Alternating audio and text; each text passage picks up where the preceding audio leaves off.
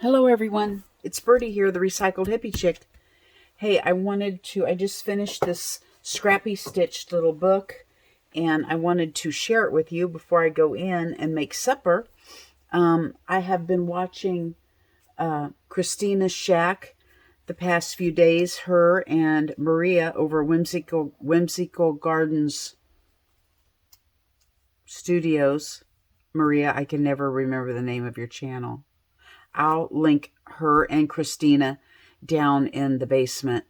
They have been doing little prompts back and forth to each other with their scrappy stitching. Yes, I'm going to call it scrappy stitching from now on. I heard Christina say just this little scrappy stitching, and I thought that makes more sense than slow stitching.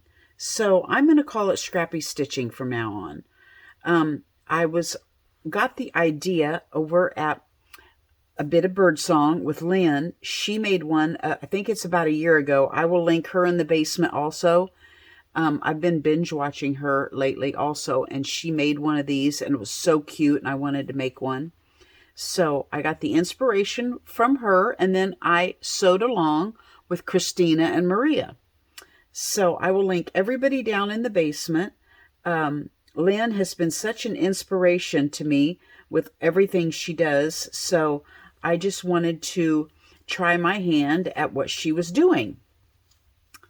It's got 3 little signatures. She took 3 sheets of material and just cut them and folded them together and made her little booklet. And I used 2 layers on everything because I would slow stitch on one layer and I would slow stitch on another layer, and then I would sandwich them together. I gotta hold it this way so you can see it because I'm wanting to tilt it so I can see it.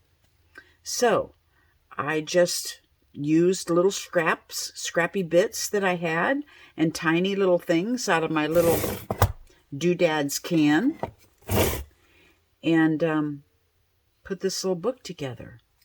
Isn't it fun? It is just so fun. Just tiny little things. I'm not done with the tags. These are actually not the tags that go in them. I just wanted to put tags in it to show you where the pockets were, but I haven't done the tags for it yet. That'll be eventually. And this was one of my old hankies. I wanted to make her the centerfold.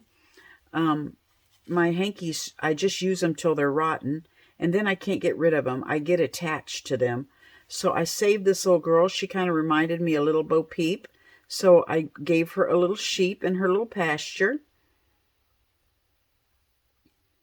And this little vintage piece of children's material I thought was adorable.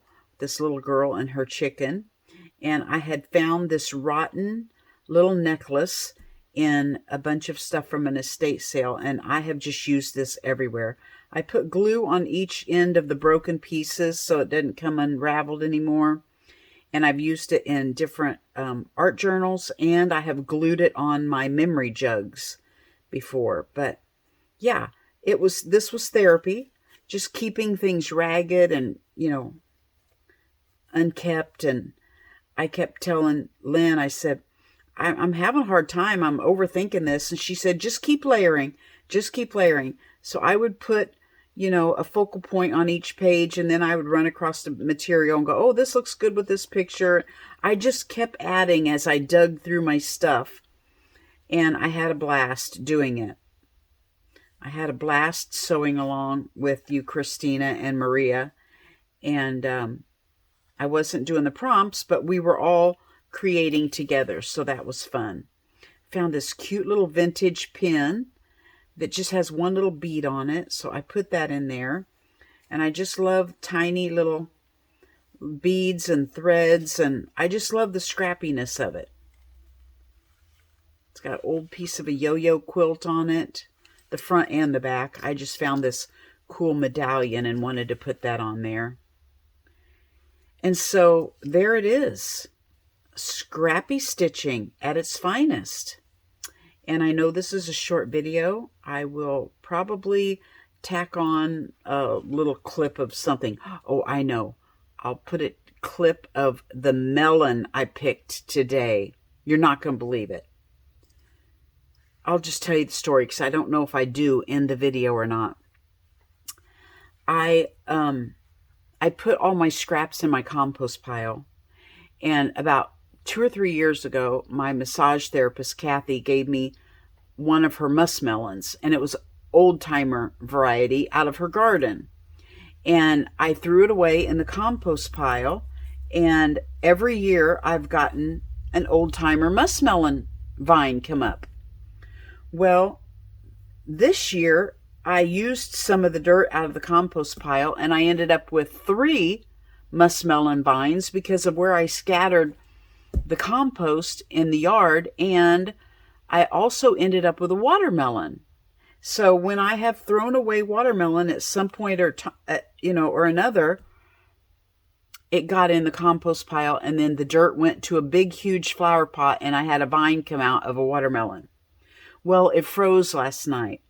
So I remembered to go out and cover up my 2 muskmelon vines, and I forgot to cover up my watermelon vine. So I had to cut the melon off today. So I thought, well, I'm going to see if this watermelon was ripe or not. So I brought it in the house and I cut it open.